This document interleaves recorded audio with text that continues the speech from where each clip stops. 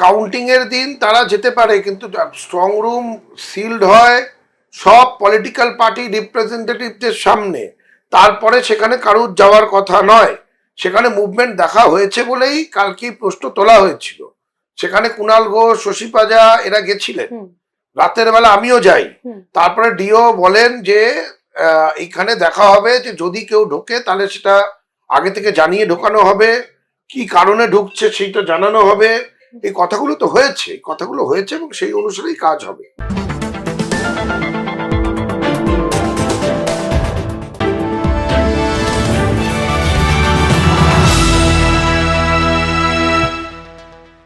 EVM tampering নিয়ে তৃণমূল কংগ্রেসের অভিযোগ এবং কুণাল ঘোষের প্রতিবাদকে ঘিরে চলছে দারুণ জল্পনা।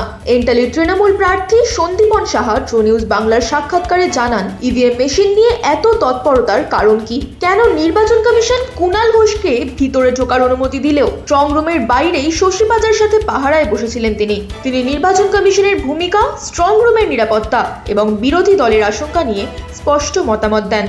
গতকাল মমতা ব্যানার্জি, কুণাল ঘোষ, চন্দ্রিমা ভট্টাচার্য স্ট্রং রুমের সামনে বিশাল প্রোটেস্ট করেছে ইভিএম ট্যাম্পার করা নিয়ে, ইভিএম থেফট নিয়ে এবং ইভিএম এক্সচেঞ্জ নিয়ে। আপনি কি পার্সোনালি ওয়ারিড দ্যাট আপনার ভোট চুরি করা হবে বা ইভিএম এক্সচেঞ্জ করা হবে? ইসি আমরা নজরদারি রাখছি। কালকেও যাওয়া হয়েছিল, আমিও রাতের দিকে গেছিলাম। আমরা পালা করে করে গ্রুপ করে দিচ্ছি, যারা গিয়ে সেখানে সিসিটিভির ওপরে নজর রাখবে, দেখবে, যাবে, এই কাজটা তারা করবে, এটা আমরা ব্যবস্থা নিচ্ছি। আচ্ছা, নির্বাচন কমিশন একটা চিঠি রিলিজ করেছে স্টেটিং যে টিএমসির Kunal Ghosh was given a letter, যেখানে ওনাকে ইনভাইট করা হয়েছিল যে segregation of postal ballot from EVM, এটার যে পদ্ধতি সেটা উইটনেস করার জন্য, সেটাকে দেখার জন্য।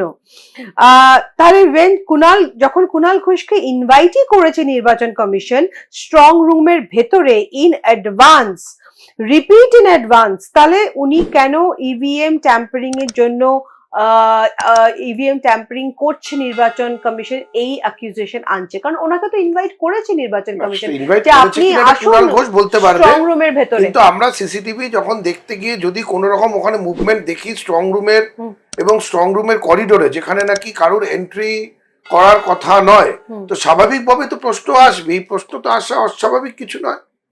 সেই জায়গাটা একবার সিল হওয়ার পরে 4 তারিখে সকালবেলা সব ক্যান্ডিডেটের সামনে, সব দলের রিপ্রেজেন্টেটিভের সামনে জায়গাটা খোলা হয়, খুলে একের পর এক মেশিন আনা হয়।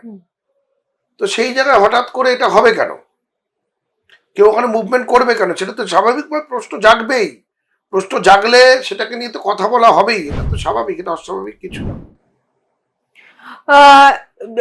ইসি একটা ক্লিয়ার স্টেটমেন্ট আজকে দিয়েছে যে স্ট্রং রুমের প্রেমাইসের মধ্যে শুধুই নির্বাচন কমিশনের অফিসিয়ালস থাকবে, অন্য কেউ ওখানে থাকবে না, আর সব রকমের ভিডিও এভিডেন্স অ্যাভেলেবল থাকবে সব পার্টির কাছে চেকিং এর জন্য।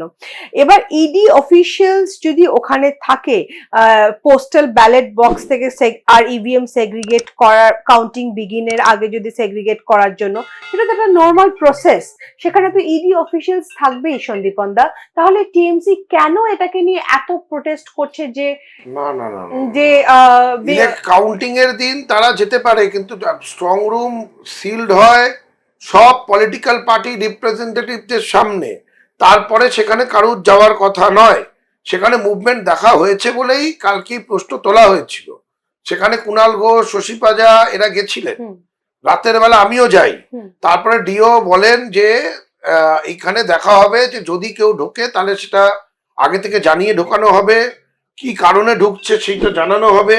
এই কথাগুলো তো হয়েছে, এবং সেই অনুসারেই কাজ হবে। সন্দীপন দা, ইভিএম তো অলরেডি কাউন্টিং রুমে পৌঁছে গেছে, রাইট?